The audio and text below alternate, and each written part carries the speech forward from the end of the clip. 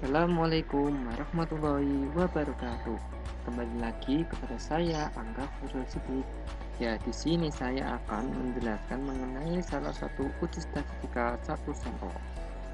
Yang pertama, saya akan mencari data. Data ini saya dapatkan melalui Google Drive. Saya teliti. Ya, di sini saya membuka penelitian berupa penilaian masyarakat terhadap kebijakan pemerintah. Dan melalui penelitian ini saya dapatkan beberapa tanggapan. Pertama adalah beberapa saya mengajukan pertanyaan dan teman-teman memberikan tanggapan mereka seperti itu. Dan di sini saya tidak hanya menggunakan pilihan saja, saya juga menggunakan beberapa tanggapan berupa kritik, saran atau tanggapan baik melalui ketikan. Bisa dilihat. Kemudian dari situ saya mengambil nilai penilaian dari interval 1 sampai 10. Nah, di sini saya dapatkan penilaian sebagai berikut. Bisa dilihat terdapat diagram batangnya ya. Nah, melalui sini kemudian saya olah menjadi perubahannya ke dalam Microsoft Store. Nah, dapatkan seperti ini. Kemudian dua itu saya ambil kemudian saya rubah menjadi di Microsoft Word. Nah, di sini kenapa saya menggunakan OBJ satu sampel? Di sini karena data N-nya itu lebih dari 25.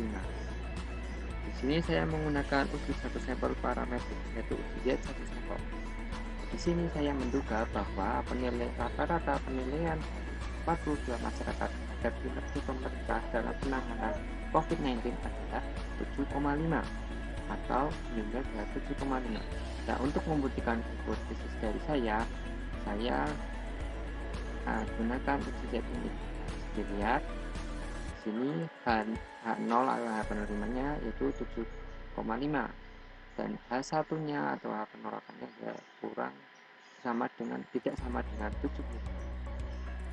Yang kedua, saya mencari harga dari jumlah fx dan jumlah fx kuadrat. Nah, maka dapatlah tabel sebagai berikut. Seperti ini. Kemudian kita peroleh jumlah frekuensinya yaitu 42, jumlah f dikali x nya itu adalah 296 dan f dikali x kuadrat yang sama dengan 2218.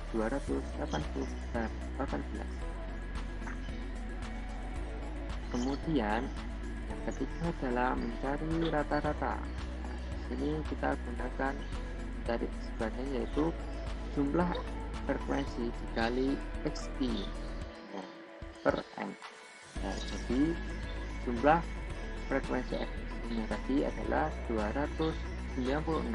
Kemudian jumlah f-nya atau n-nya tadi n-nya adalah 42.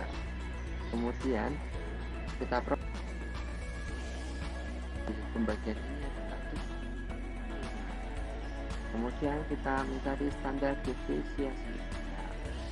Standar deviasi atau simpangan baku.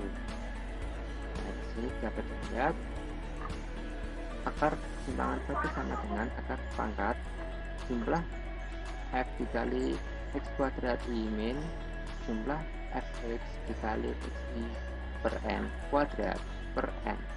Nah, jadi ini tadi jumlah fx dikali x kuadrat tadi adalah yang ini 2218, kemudian dikurangi dari jumlah f dikali xi per n, yaitu yang ini. Oleh tadi 7,05 kita kuadratkan, maka kita peroleh nilai sebagai berikut 49,7020 per n-nya tadi adalah 42. Kemudian kita biasa kita kurangkan, kemudian kita bagi, maka diperoleh akar pangkat dari 51,626110 sama dengan 7,1813. Kemudian kita akan mencari nilai standar deviasi error rata-rata populasi. Nah, di sini dengan rumus keseimbangan baku rata-rata sama dengan keseimbangan baku per akar pangkat N sama dengan 7,18513. Nah, ini tadi semangat bakunya per akar pangkat dari N-nya itu 42, maka kita peroleh nilai 1,10869. Kemudian kita akan mencari harga Z. Untuk mencari harga Z, kita peroleh melalui rumus X bar per mu per simpangan baku X rata-rata sama dengan 7,05 tadi. Simpangan rata-rata tadi ini kita peroleh 7,05. Kemudian mu-nya tadi kita tadikan rata-ratanya di sini nya 7,5. Kita kurangkan per simpangan baku rata-rata tadi yaitu 1,10869. Maka kita peroleh dari ini adalah 0,40588422. Kemudian boleh kita perkecil atau kita bulatkan, maka kita bulatkan dapatkan nilai min 0,41.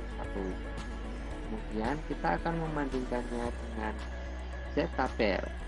Nah, harga Z tabel untuk satu sampel yaitu Z per Z1/2 dan kurung 1 min nilai signifikan sama dengan Z1/2 dikali 1 min 0,05. Nah, di sini nilai signifikan untuk satu sampel adalah 5%. Jika kita potong jadi desimal maka sama dengan 0,05. Nah, di sini kemudian kita peroleh nilai Z-nya sama dengan 0,475. Nah, jika kita masukkan ke dalam kita masukkan lagi dalam tabel Z-nya, maka kita peroleh itu kurang lebih 1,96. Jadi nilai Z pembandingnya adalah 1,96, kurang lebih 1,96.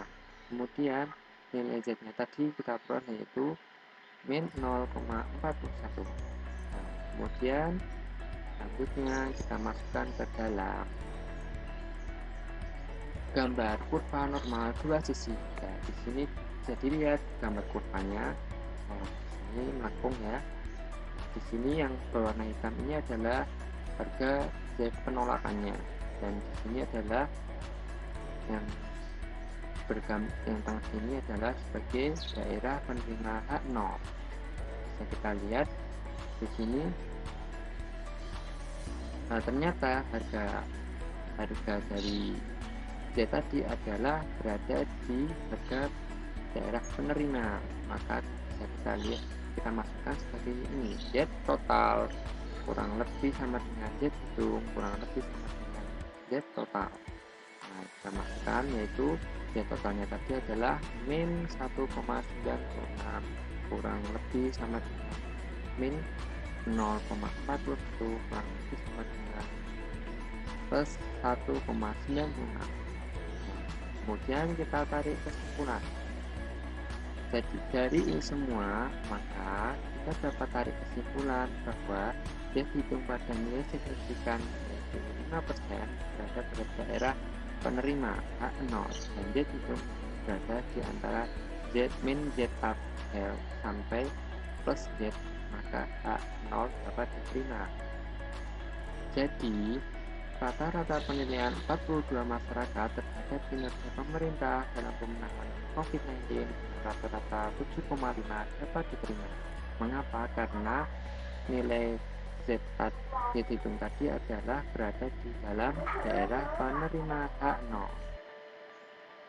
di sini bisa dilihat tadi, ini saya lampirkan seperti ini. Terima kasih.